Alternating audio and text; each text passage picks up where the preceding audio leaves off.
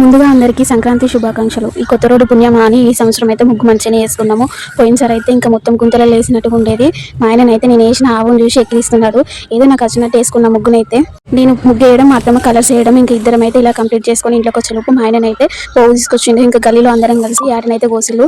ఇంకా పండుగకి బయట ఎట్లాగో తీసుకుంటాం కదా, బయట తీసుకునే కన్నా గల్లీలో పోగు వేసుకుంటే అయిపోద్ది కదా అని చెప్పి ఇట్లా తీసుకున్నాడు. కాకపోతే వాళ్ళు పెద్ద పెద్ద ముక్కలుగా కట్ చేసి ఇచ్చిల్లట. అందుకని మళ్ళీ మా ఆయన ఇంట్లోకి వచ్చినాక చిన్న చిన్న ముక్కలు కట్ చేసుకున్నాడు.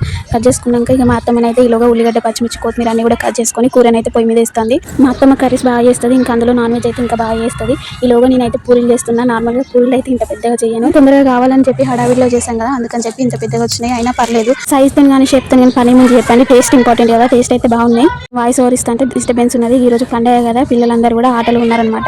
ఇక్కడ నేను పూరీలు చేస్తుంటే మా అత్తమ్మనైతే పూరీలు కాలుస్తుంది. ఒకదాని తర్వాత ఇంకోటి పని అయితే అయితేనే ఉన్నది. ఇంకా 12 వరకు ఫ్రెష్ అప్ అయిపోయి అన్ని పనులు కూడా కంప్లీట్ చేసుకొని తినేసినాం కూడా. పూరీలు చేసేలోగా మా ఆడపడుచు వాళ్ళు వీళ్ళ వచ్చేసిళ్ళు.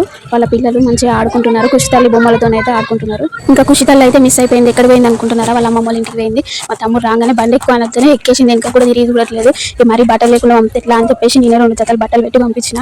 సరే ఇంకా తిరిగి కూడా చూస్తలేదు. ఇంకా తిరిగి చూస్తే ఏడవద్దంటామో అని చెప్పేసి సర్లే ఆమె ఆనందం ఎంతసేపు అని చెప్పేసి పంపించేసినాము. ఇక్కడ మా అత్తమ్మ పూరీలు చేసే గ్యాప్ లో నేనైతే ఫ్రెష్ అప్ అయిపోయినా. 12 అవుతుంది కదా, ముగ్గు హడావిడిలో పడి మార్నింగ్ టిఫిన్ కూడా ఏం చేయలేదు. అందుకని చెప్పి కొంచెం తొందరగా తినాలని చెప్పి తొందరగా అయితే ఫ్రెష్ అప్ అయిపోయినా. ఆడవాళ్ళకి ఎంత రెడీ అయినా రెడీ అవ్వకపోయినా కానీ నువ్వు బొట్టు, పాపిట్లో కుంకుమ పెట్టుకుంటే చాలు. అసలు పెట్టుకుందాం అనుకున్నా కానీ అందులో లేదు.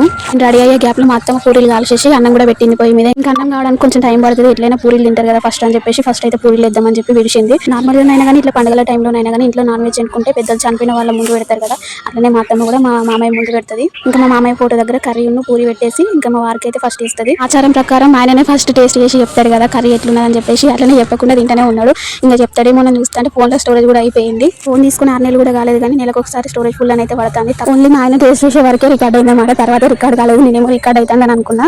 స్టోరేజ్ ఫుల్ అయింది కదా, నేనైతే వీడియోలు డిలీట్ చేసుకునే పనిలో ఉండాలి. మీరైతే సంక్రాంతి ఎలా సెలబ్రేట్ చేసుకున్నారు? ఇంతకీ నా ముగ్గు ఇలా ఉంది. ఏమో లేండి, మరి మీ అంత కాకుండా నాకు వచ్చిన టేస్ట్ చేసిన ముగ్గు నచ్చితే మాత్రం చిన్న లైక్ ఇవ్వండి. ఇంకా కొత్త వాళ్ళు అయితే ఛానల్ని తప్పకుండా సబ్స్క్రైబ్ చేసుకోండి. Thank you for watching.